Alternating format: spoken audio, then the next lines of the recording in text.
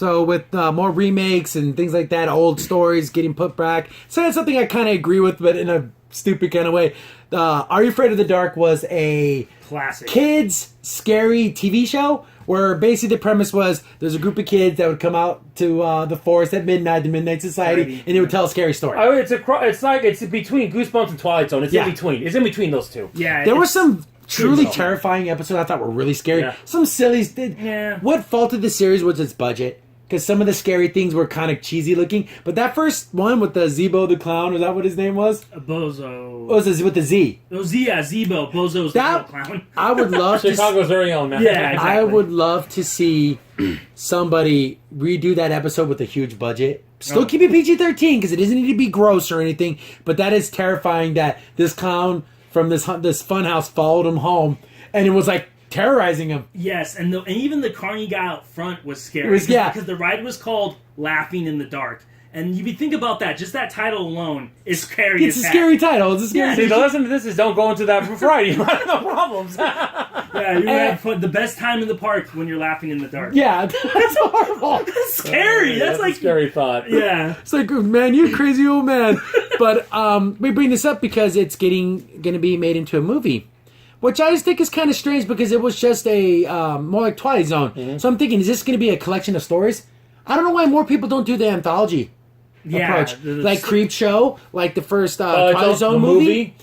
Give us 5 stories by 5 different directors from their point of view. I don't mind that. Or do you do it like in the show where maybe there's like 5 days we follow them like each of the kids. Now think about it. That's what Tales of Crypt should have did. Instead of doing Bordello of Blood, maybe they should have just did 5 separate stories. Yeah, and do like they did in the TV show. Yeah, like high budget versions of the stories. Yeah, and I'm hoping. I know they may want to go with their new ideas, but I'm hoping they resurrect some of the old stories. Yeah, because they're very good stories. They need to bring back some of the classic characters like Mr. Darso, whatever. Darso, yeah, accent on the dough or whatever. And this is a good thing. The screenwriter who did It is doing this, so we know he can do scary. Yeah, a lot of people said it wasn't scary. I thought it was. It wasn't like terrifying. Oh my goodness, I'm freaked out of my mind. But it was scary. It was definitely scary on a psychological level, like what kids go through, like torment. So I think they got a good choice with him. Yeah, you just got to get yourself in the right mindset. This movie has to be submitted for approval, though. Exactly. And you got to throw that magic dust on the fire. Which now people say that all it is, it's creamer. Creamer, non-dairy. Non-dairy coffee creamer will make fire kick up. Oh, that's funny. So that's like a thing. So if you're ever at the next campfire or whatever, make sure you have to do that for everyone to be like, ooh, it's magic dust. And then what was some of the best episodes? I like the episode of the boy who worked with that guy in that repair shop with the pinball machine. Yes. And he kept telling him, stop screwing that pinball machine and go to work. But he kept playing with the pinball machine. So he ends up playing it all night, and he's locked in the mall. Then everything that's happening to the pinball machine's like happening to him in real life. Then at the end, he's like, oh, I have to beat the game and save the princess. He does it, then it just starts all over again. It's like, oh, you're stuck in the game. You got to keep doing this over for the rest of your life. So basically, you have to keep winning, or you're going to lose and die. Yeah, and the pinball comes on the thing, it's going to crush him.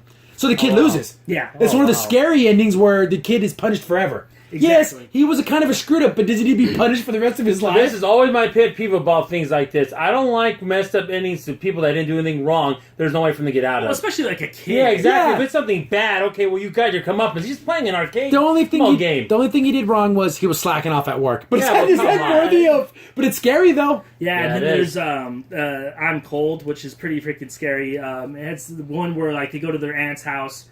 And there's like this kid that passed away because he was left out in the cold, and he's like this spirit that comes to the girls, and he's like in the window, and he's literally pale white, and he's like this I'm cold because he died out. Whoa! And it like freaks everyone out, and then you find out it's like a hidden thing where he was hiding gold or hiding a secret from this guy across town. Oh, that's cool. That murdered someone. The Dollhouse episode. Oh, the Dollhouse. That one could have been so much scarier, but it has to be confined to a TV show, one episode. Exactly. Because when you imagine being stuck in a dollhouse. And you can see people walking by and they don't notice you. And you slowly but surely start turning into a doll. So you can't move your fingers, then you can't move your hand. And so, oh my goodness, they're terrorizing. Because in that final episode, or the final part of the show, like she finds her friend, but she's all doll form, and the only thing she can move is her mouth. So she's help me. And she had to jump out the window. Yes. And it brought you back to you had to do that leap of faith. I think that was the whole purpose. There's a lot of good stories. I would like to see them resurrect some of those stories. But I don't know where they're going for this. PG-13, it needs to be PG-13. It has to. We don't It need can't a be rated rated R. R, We don't need no. little kids cussing. Something about it I really didn't like was, okay, how many F-bombs can this kid drop? But I'm glad because it was a cool old thing. Twilight Zone's coming back. Tales from the Crypt's coming back. This Are Afraid of Dark's coming back. Movie, I'm not sold on the movie. Give me a TV show. Well, you know what though? Maybe the movie can make a TV show. That'd be cool. That's what we were saying earlier. That would work. Because I think it's a great idea. Do they bring back some of the cast members? Make it to where it's their kids. If they can, I say you should. Yeah, It'd find be the fun. original guys. The guy with the glasses. I forget his name, but he was cool. I prefer the original crew over the new crew because what happened in season 7, I want to say, the younger brother ended up making his own crew of people. that Yeah, tell so they can rotate the cast. stories. Yeah.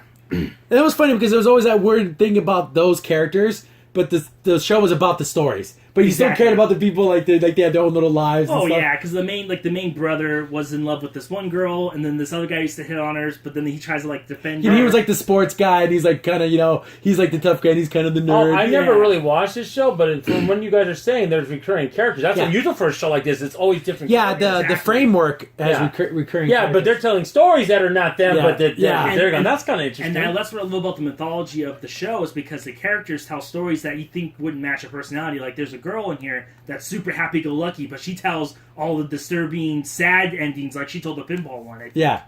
Which is she's happy-go-lucky, but she thinks of all these sad things. Well, maybe they're trying to think. Well, maybe it's just you can't judge someone just by the book or by the cover. So Exactly. I definitely want to see the approach. Is it going to be just one big long story? Or is it going to be a bunch of little stories? I kind of like the idea of anthology stories. Yeah. We haven't had a good one in a long time.